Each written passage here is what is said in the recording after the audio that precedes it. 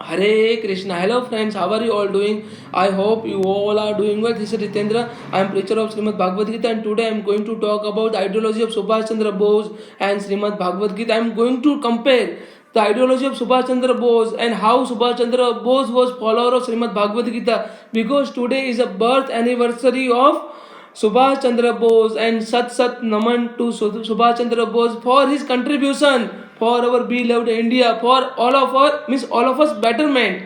Subhash Chandra Bose had contributed too much for all of us. So today is his birth anniversary, and I'm trying to compare. I'm trying to reveal many facts about Subhash Chandra Bose and how Subhash Chandra Bose was follower of Srimad Bhagavad Gita. Subhash Chandra Bose was believed that the Srimad Bhagavad Gita was a great source of inspiration for a struggle against the British. Subhash Chandra Bose, this is a thought of Subhash Chandra Bose, and Subhash Chandra Bose was believed.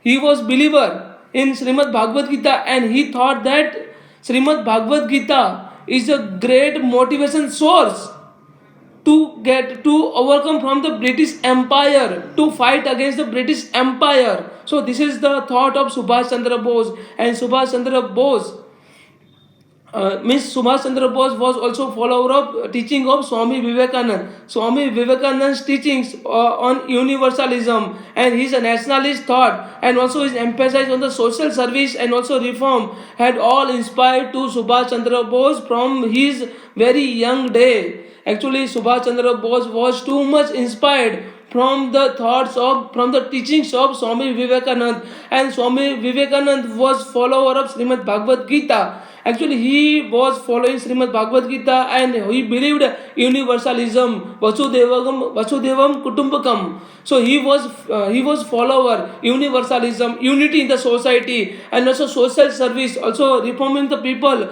on the basis of the society, means on the social basis, social, economic, and also political basis. So this kind of the particular ethics and ideology was followed by Subhash Chandra Bose. Actually, Subhash Chandra Bose was follower of Swami Vivekananda and Swami Vivekananda's teaching,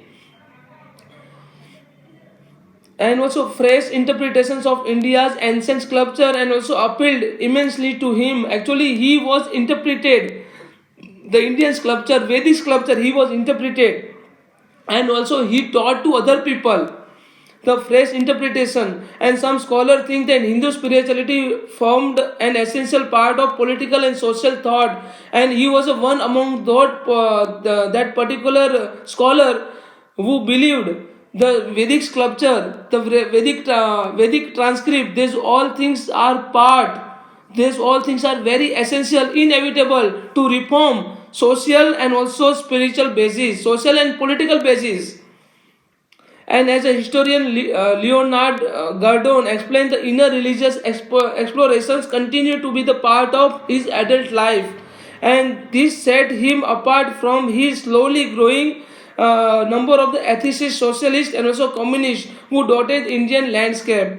Bose first expressed his preference for a synthesis of what modern Europe calls a socialism and also fascism. Fascism and socialism. Socialism, the thought of socialism, which comes from Srimad Bhagavad Gita. Lord Krishna yesterday, Dharma. What is meaning of Dharma? Here, the meaning of the Dharma is to be united, to work for the other, and always to be merciful, and always to be gracious on other people. And only we can understand, if until unless we are not showing the empathy on other, until unless we are not feeling the pain of other, we are not able to understand the actual pain, and we are actually not be united.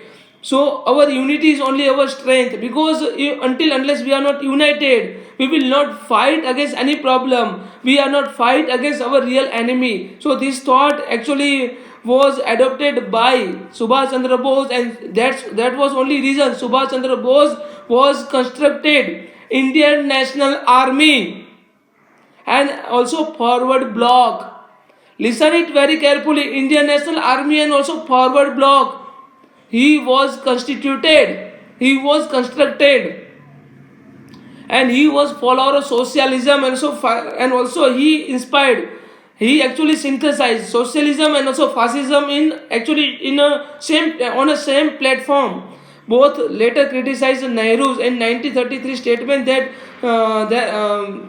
means there is no middle road between the communalism and so fascism, describing it as a fundamentally wrong. Bose believed communalism would not gain ground in the India due to its rejection of nationalism, also religion, and also suggestion of the synthesis between the communalism and also fascism could take a hold instead. And in 1994, Bose similarly stated our philosophy should be synthesized between the national socialism and also communalism. What is a communalism? The idea of the communalism, Chaturvarna Maya Srushtam Guna Karma Vibhagasya Aham Karta Api Nami Karta Avyam.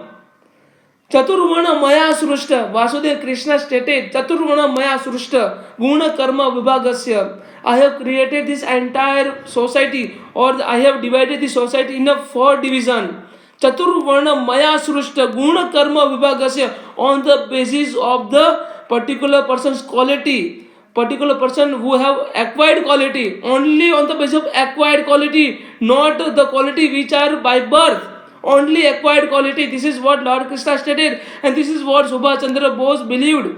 Subhash Chandra Bose, he was a follower of Shrimad Bhagavad Gita, and only because of Shrimad Bhagavad Gita he thought about socialism, about the communism, about the nationalism. National integration is required. What was the main reason behind the battle of Mahabharata?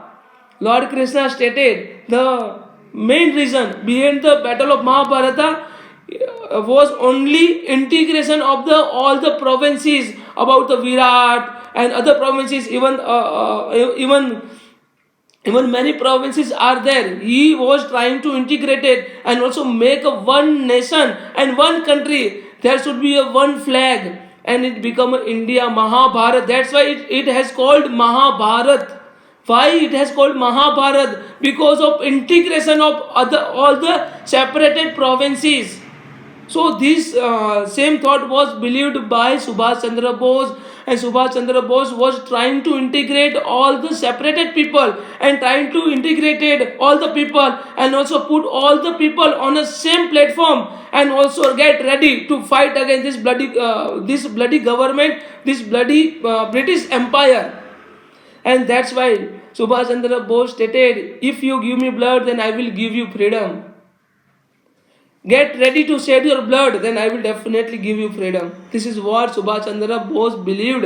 Subhash Chandra Bose further stated, Bose correspondence prior in 1939 reflect his disapproval of the racist practices and also annulment of democratic institutions, Nazi Germany. Today I regret that I have to return to India with the convictions that the new nationalism of Germany. Actually, he was too much motivated by new nationalism of Germany. Nationalism is required. National integration is required. This is what Subhash Chandra Bose believed. Even Shrimad Bhagavad Gita, Lord Krishna talked about national integration, about the integration of the separated provinces.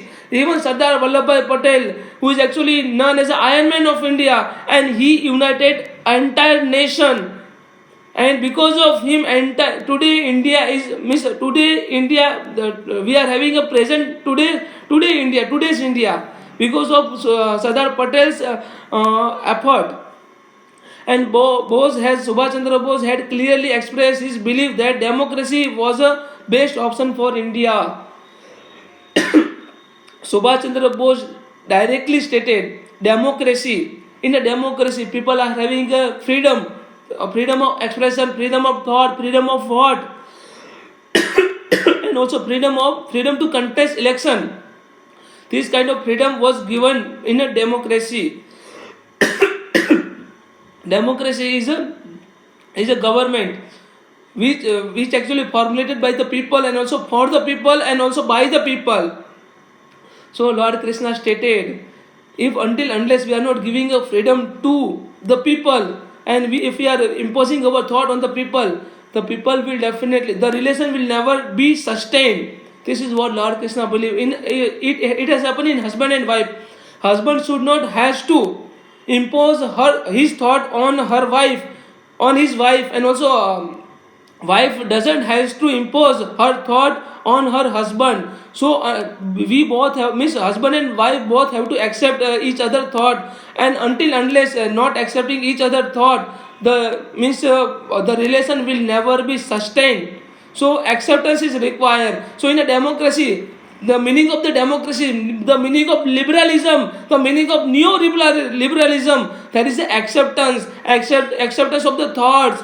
And liberalism and neo-liberalism both are the base of a democracy. Both are the pillar of the democracy.